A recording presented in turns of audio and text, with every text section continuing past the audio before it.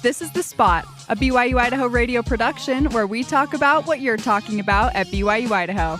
Today's hosts are me, McKenna Lovelace, John Villarreal, Celeste Simmons, and special guest, Juli Cole Shepherd.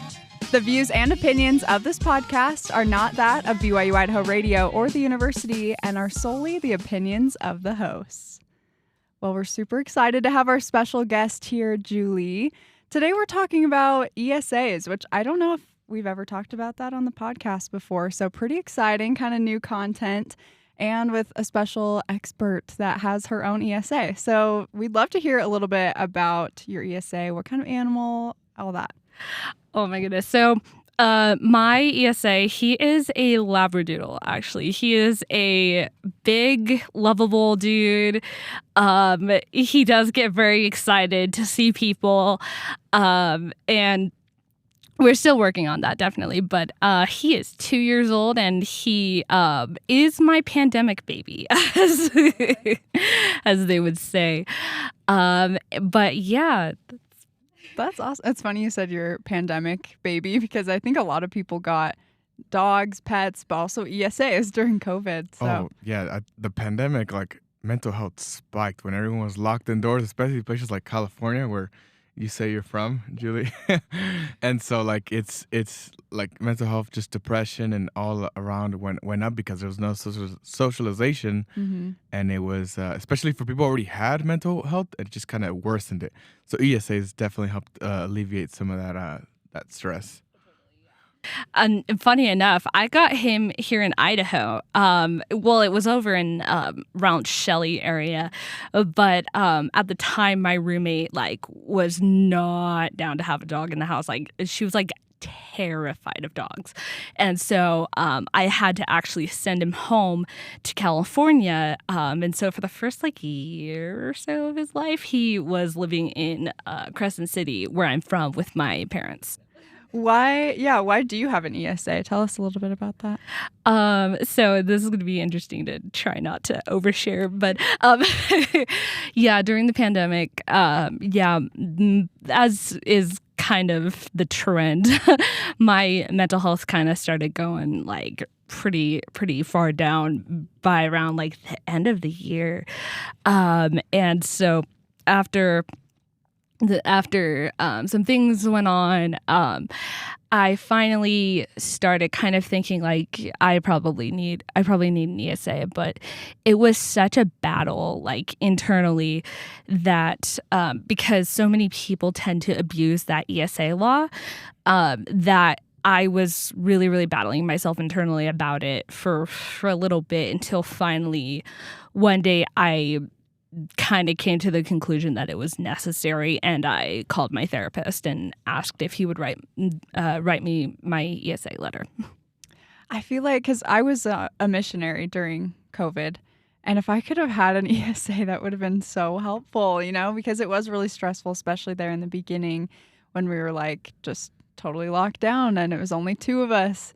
And I think if we could have had some kind of animal just to comfort and also just to have something more, in the apartment, so it wasn't just the two of us. I think that would have been really helpful. But I see what you mean by a lot of people abuse that ability to have an ESA. I don't know if any of you guys have had roommates or, yeah. So I had a roommate. I wouldn't say he abused it because he was he was forthright with us. He suffered from depression and anxiety, but he would say oh, I don't need one, but I want one. He was pretty he's oh, I don't need one. I want one, And he's oh, I want to get a cat. And I was I'm kind of allergic to cats. It's not a bad allergy, but it's been a while since I've been around cats. And all the other roommates were well, we'll test it out for a week or so. And if we don't like it, you got to send him back. You said you don't need it. You just want it. So we'll test it out, So he's got a letter and everything. And he gets his cat that it's a family cat or something. And his name was Odin, the little it's a cool creature. But yeah, the whole week I was sneezing and my eyes were puffing. I was taking allergy medication just to get through the day. And then the litter box smell and the roommates were nah, we can't bring people over with this. it's gotta go. And I mean, Odin was like I didn't really like the cat. I was kind of neutral towards him. Like I didn't touch him or anything. And I would refill his food bowl when it was empty or whatever. But sometimes I'd just be watching TV, come up, start rubbing my leg, and then he'd be like, bite me. Mhm. And I'm like, oh, don't bite the hand that feeds you. Yeah, yeah, it's kind of tricky, I think, in college maybe to have an ESA. There's a little bit more of a challenge and maybe obstacles that you have to get over, like roommates. Because for me, I didn't really grow up with animals, so I'm not super used to them. So usually when I'm like signing up for an apartment, I usually opt out to living in an apartment with an ESA just because it's so crowded already. I think if I lived in a bigger apartment, I totally wouldn't mind at all. But my apartment's pretty small, and even the one I lived in before, this one was even smaller. If there was another body in the apartment, it would just feel really crowded. So I could see why that would be a challenge for sure. Yeah. I have a story about an ESA in my apartment. So we were signing kind of late one semester, me and my friend and my sister. And so we like signed up for an apartment complex and we all wanted to be together. And they texted us. They were like, hey, there's this spot. Like all three of you can be in it, but are you okay with the ESA snake? Oh. And I was like, I've had like cats and dogs and hamsters and fish and stuff growing up. I've never had a snake. And I was like, oh, I don't know. Like, I really don't want to live with a snake. And my friend was like, no, like, just do it. Like, we'll all be together. Like, it'll be fine. So we like signed up and we came to the apartment and one of our roommates had an ESA snake. And it was like in her room. So I was like, okay, like I never have to see it. Sometimes she would bring it out and I would just like stay away. But my roommate that I moved with, she was like really into it. She got like actually kind of attached to the snake. And just like would, because she's like an animal science major or whatever. Yeah. So she likes animals. Crikey. Look at the size of it. But yeah, it was like pretty chill. And then it started outgrowing its tank and a new tank wouldn't fit in her room. So she put it in the kitchen. What type of snake was this? I think it was a ball python. Oh my goodness. Yeah. Those get big. Yeah, so it was growing pretty quick. And there was this huge tank in our kitchen with a snake in it. And I was like, whatever, just like one semester. You're like trying to cook. I need to be nice, yeah. And there would be like, when it would shed, there would be like, not the hair, the Skin? skin like on the floor and stuff because she would like clean it, but it would like fall out of the garbage and stuff. And I was like, oh my God. You're trying to invite like a guy over for like date night, like, hey, let's watch a movie or whatever. And There's, then, like, he gets there and he's like, snakes. he's more interested in the snake than you. Yeah.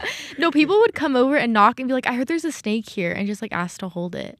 Take pictures with it, And right? I was like, yeah. I was like, oh, I'm trying to go to bed. But anyways. You like open up the freezer, a bunch of dead mice in there. Like, Ew. a Yeah, bunch no, of yeah, we had dead rats in our freezer too. That so is- it could, yeah. Oh my god. Yeah. Ooh. So this roommate, she had like some family things going on and like some personal things. And one weekend randomly, she was like, I have to go live with my grandma. And we're like, oh man, like that's so sad you have to leave. And she's like, but I can't take my snake. Like she won't let me take my snake with me. You gotta feed Snuggles for me. Actually, okay, the What's his snake, Bubbles. His name was Bubbles. my gosh, So I pretty love close. that. But she was like, can you guys please just take care of it for like a few weeks and I'll come back and get it when I can come back and get it. And we were like, okay, sure. Like we just kind of felt bad. We are like, we'll take care of it for a few weeks. And so we were kind of just left with a snake, and it started to get towards the end of the semester, and we were like, hey, like, are you gonna come pick up the snake? She's like, I can't yet. Like, I haven't moved out of my grandma's house yet, and she still doesn't want me to have the snake. Do you guys mind taking it over the break? And one of my roommates was staying over the break, like with her family in a cabin. So she's like, sure, I'll take the snake to like my family cabin. So she took it. And then the semester started and we were like, hey, like, are you gonna come get your snake? And she's like, I still can't get it. Do you guys just mind watching it like until I can come get it? And we were like, okay, we'll watch it until like through this new semester. But if you're not here by the end of it to come take it, like we're gonna have to sell it or give it away or something. So we kind of made a deal with her. So we were just like stuck with this snake for like 4 months. And we were like its owners and we like bought food for it. She Venmo'd us.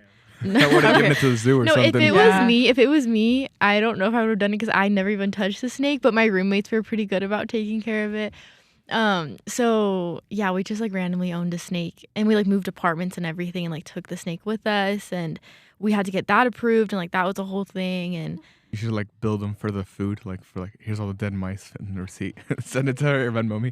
no, yeah, that's what we did. We're like, these are the receipts and like you can send us money. But Yeah, super random. We had bubbles for a few months and it was fine. I still never touched it the whole entire time because I was too You're scared. like, But Yeah, I was gonna say I'm surprised the apartment, even though she wasn't there anymore, was okay with the snake being there, you know? yeah. But Well, they it may have was- just Yeah, it was forgotten this about whole it. thing, but yeah, it worked out. It was just kind of so random. We owned a snake for a while. It's really random. Yeah. Yeah, you think mostly about cats and dogs, I think, for ESAs, but a Yeah. snake. But she loved that snake. So Yeah, I actually did know a guy that loved ball pythons, like specifically that snake, and I think they really did bring him joy and comfort. So, whatever animal works for People you. have you really know. interesting ESAs. My dad, I remember him saying one of his customers at work, his kid, like in college, in one of his college classes, there was a student there that had a duck as Oh. an ESA and would bring it to class. Oh, wow. But I don't know if it must have been like domesticated. Yeah, because is it trained? I had a pet duck growing up, like not an ESA, but just like a duck, because we had an acre. We had chickens and had a duck, and Yeah, but like, they live outside. I'd go outside and right? the duck would come towards me and like pet it and like feed it and everything, and it was comfortable with humans, or at least us, That's funny. Yeah, my aunt had chickens, and all she'd have to say is "girls" when it was time to feed them, and they'd all come running like little children. Yeah, they know. I It's love like- that. It is funny. Some animals are really smart. And so I think there are animals that are great for ESAs because they can kind of sense when you're maybe feeling anxious or about to have a panic attack. And they can be like, oh, I'm right here. I'm here for you. Have you experienced that, Julie? Oh, absolutely. Like, there have been times when like I'll just be really just like sad or just like having a panic attack or having just like a meltdown and like he could absolutely tell, and so he'll just like come in and like jump, like if I'm on the bed, like he'll just like jump up on the bed and just like come lay down next to me like hey, I'm here. Yeah. Aw. What's his name? His name is Cooper. Cooper. Cooper. Yes. Cooper the Labradoodle. And it's so funny because it is such a common name for a dog. Really? Like, I was not aware of how common that name is for a dog. Have you met a lot of Cooper dogs? Yeah. Or Copper. That's another one that's very similar. And so, like, I'll be at the dog park and it's like, there's like a Copper or like another Cooper there. And I'll just be like, Cooper, like trying to, and like the other one's just like, huh?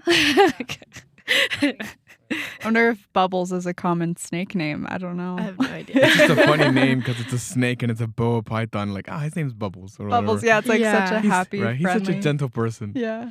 It's fun that there's a dog park close that you can take him to. Oh yeah, this dog park's over by Nature Park, and it is huge, and he just goes absolutely nuts around. Like every time I take him to it, because like we have a small apartment. I'm living in married housing now, and our little apartment is so small. Yeah. And so whenever I take him to the dog park, he just goes absolutely nuts, and it's hilarious to watch, but it's so good for him because he gets his energy out, and then he comes home like nice and tired and just like collapses, and it's just like yes. I was just watching a documentary actually about cats like yesterday, 2 days ago. Is it Don't on ask. Netflix? Yes. Yeah. It I've was seen actually so good. It's more of like informational why cats are the way they are. But they mentioned in relation to dogs that dogs just want to please you. Like it's cool that your dog can like be inside with you and like comfort you, but then when they finally get a chance to like be outside and run around, they're like so happy, but they're so willing to just do whatever you need, I think that's really cool. Man's best friends. Yeah. Like, dogs will die for you as opposed to cats will eat you when you're dead.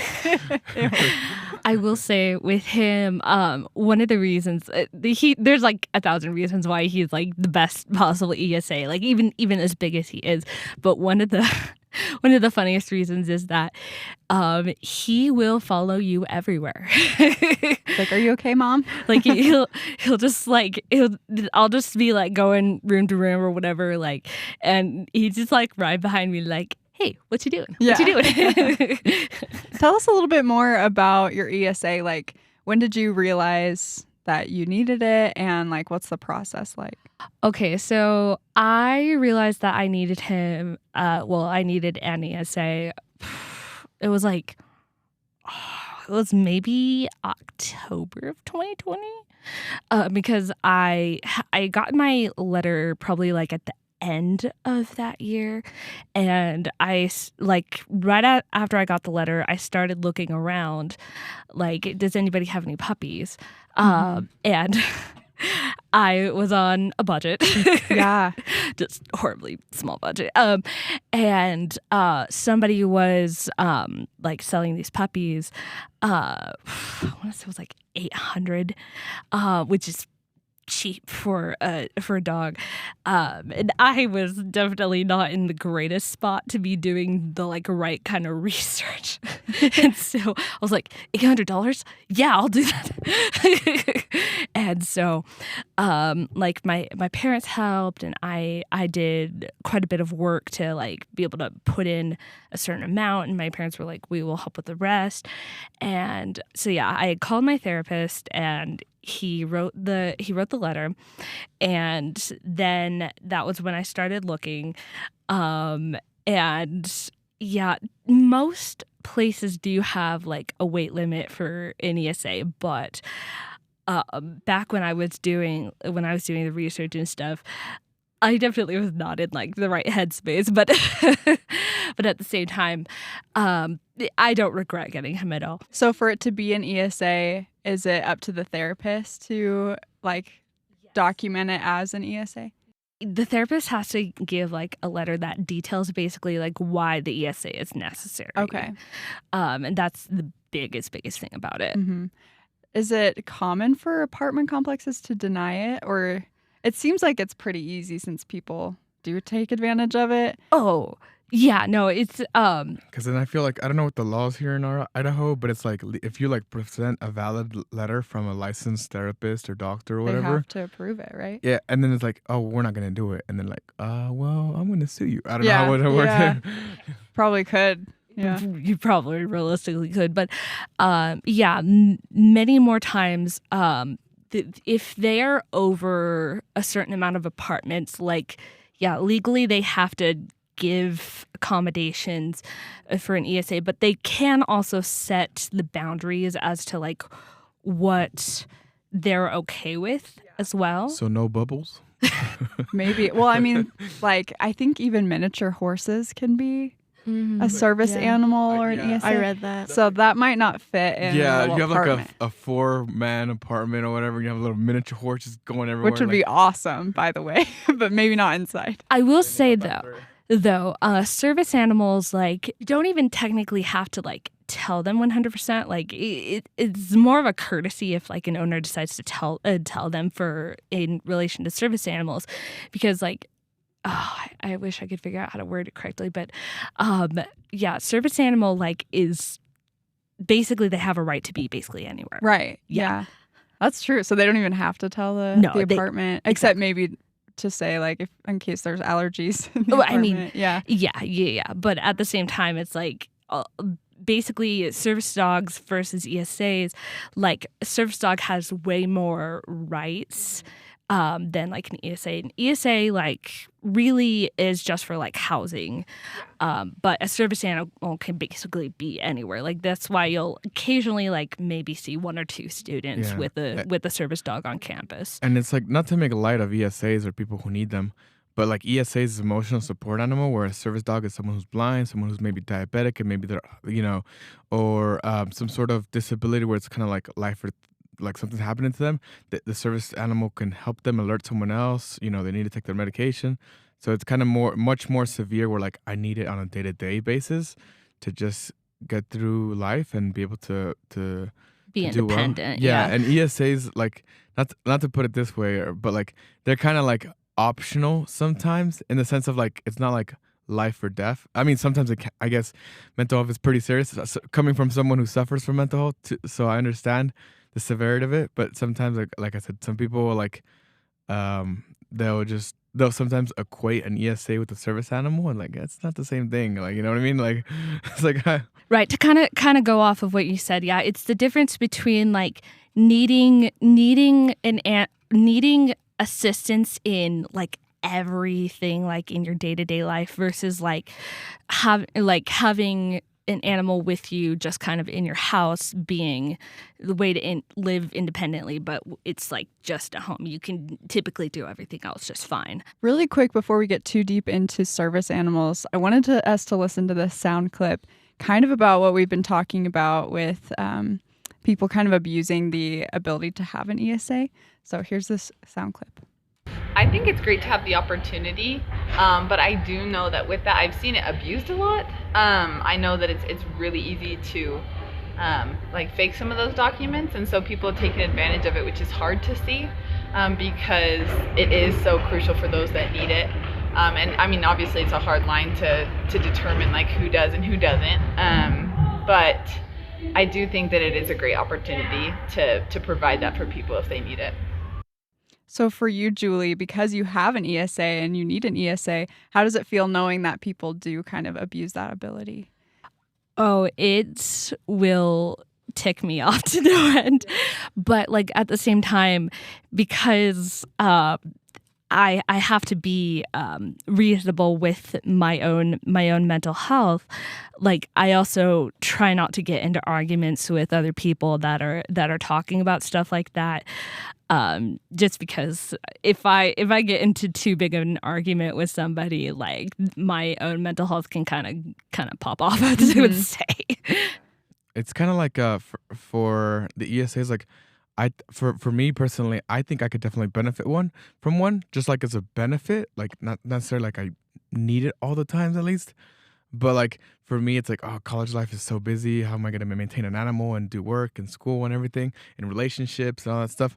What I like to go to the dog park like you mentioned and just go there and like hang out with other people's dogs and like pet them and stuff like that and just play with them.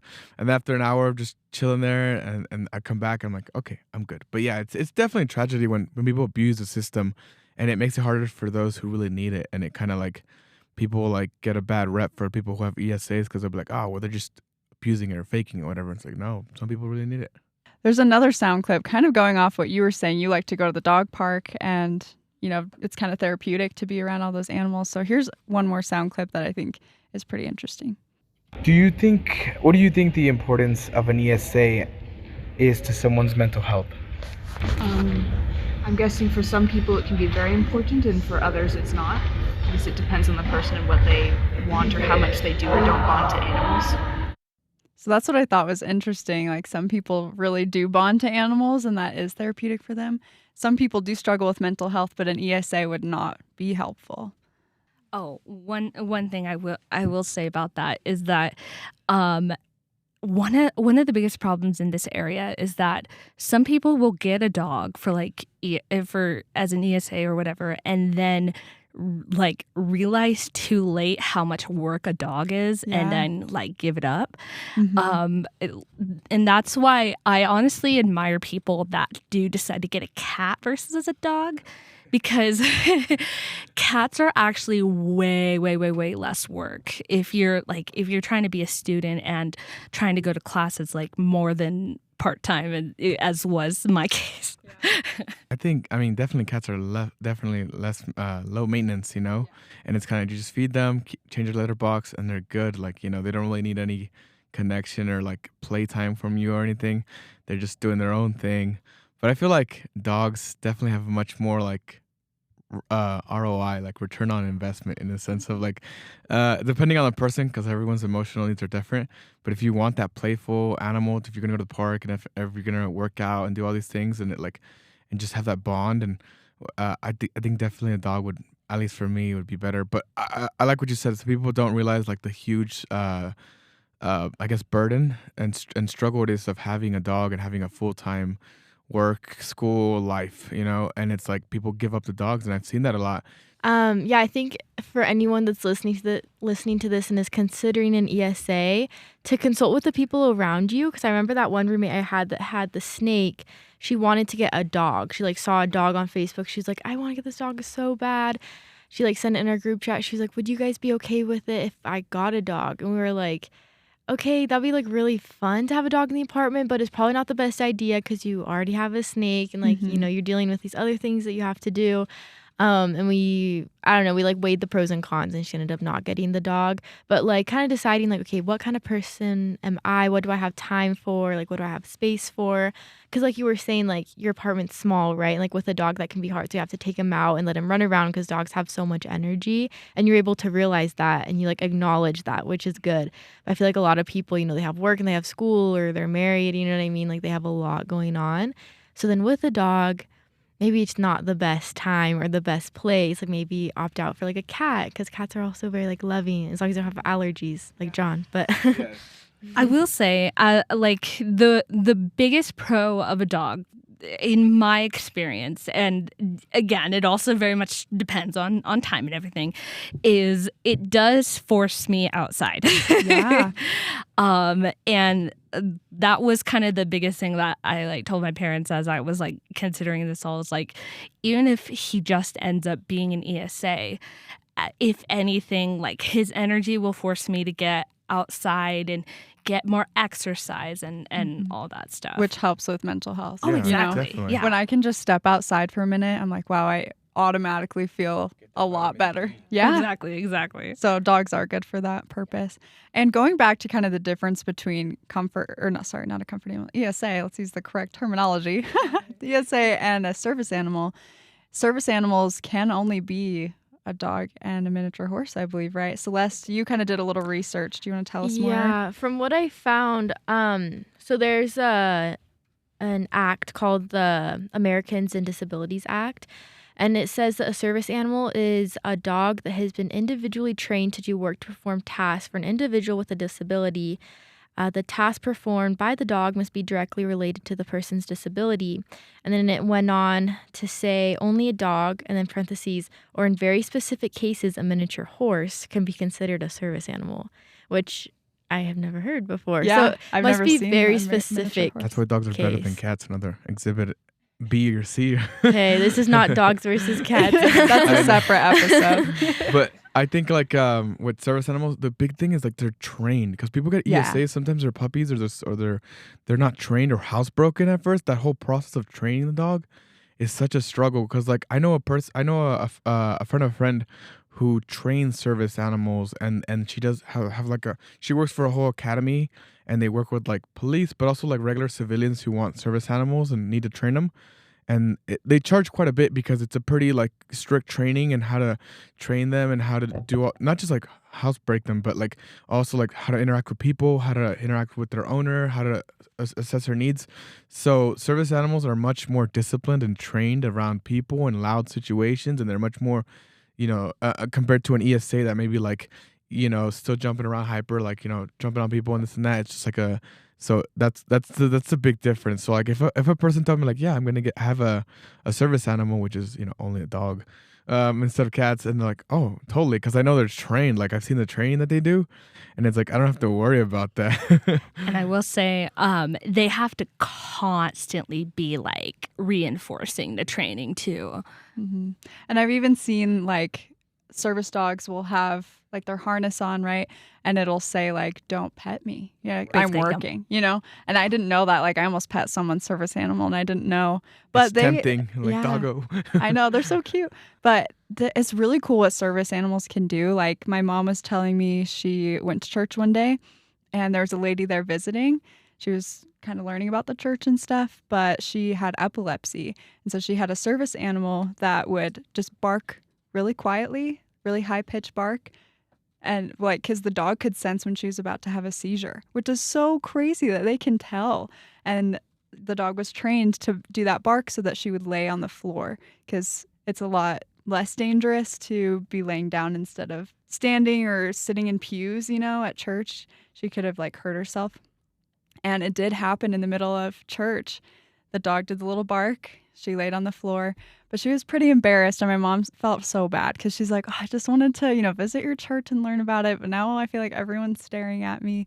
But like my mom was like, no, like that was so cool that your dog can help you like that. And that you do have the opportunity, because they're expensive. Service animals, like to get them trained, like such a blessing to be able to have that. I'm like trying to wrap my head around it. Like, how do they know? They just have like these senses, which is probably why we use dogs and not any 'Cause other animal. And there's probably pretty even smart. certain breeds of dogs that are better Yeah. for that than others. Like usually bigger dogs is what I see as service animals. I can't imagine like I don't know, like a pug or something. No, it's super interesting. Like I know poodles are definitely a very very good potential like service animal because they're so smart.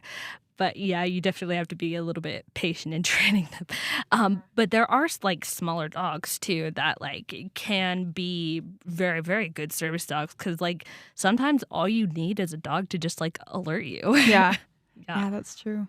Super cool what they can do. I believe we have a game that Celeste has for us. Yes, it's just a little true or false game. I have 3 facts, and you guys can decide if they're true or false. I guess we can just like go around and say it so we're not all screaming at once. Okay. ESAs are no longer legally protected by the Air Carrier Access Act. So that's like when you go Like into planes? a plane. Yeah. They're no longer legally protected to go on planes with I their want to owners. say that's true. Yeah, I'm saying that's true just because of that video I saw of that lady bringing a peacock on a plane saying it's an Oh. ESA. Oh? And everyone was like, what the heck is going on here? Interesting. Yeah, I'll say true as well. Yeah, it's true. Yeah, I'll give you a little bit more information. So before 2020, emotional support animals were guaranteed places alongside their owners on flights, thanks to the Air Carrier Access Act. However, this was changed in a final ruling when they said that only service animals were granted this protection, which makes sense. Because of peacocks or snakes. Yeah, it says this doesn't mean Snakes on a emotional. plane. This doesn't mean emotional support animals can't board the plane with you. More lenient airlines may permit it if you have an ESA letter to support your claim. So, like, most likely you can bring your ESA, but it's not guaranteed. Only service dogs are guaranteed. Yeah. Okay, the next one. Hedgehogs aren't allowed to be an ESA. I feel like if snakes can be ESAs, why not Sonic the Hedgehog? You know, I think that they can be a ESA. So So you think it's false? false. it's false. I think it's false. Me too. What? False. False. Yeah, it's false. Hedgehogs are cute. Yeah, any domesticated animal can be considered an ESA. So that's like cats, dogs, mice, rabbits, birds, hedgehogs, rats, mini pigs, ferrets. Mini That's what the pig, website aw. said. I was thinking my high school Spanish teacher had a domesticated raccoon. Really? So I wonder if that could, I guess it You could be can considered ESA probably. if it was Yeah. domesticated. I just watched Over the Hedge last night. So. Yeah. Yes. Okay, my last one. It is you are not required to disclose the nature of your disability when getting your ESA approved. When, like, I'm assuming to your therapist, as in- Sorry, not approved to be an ESA, but approved to like house it or bring it somewhere Oh, I or think bring it on that's a true. plane. I think that's maybe true.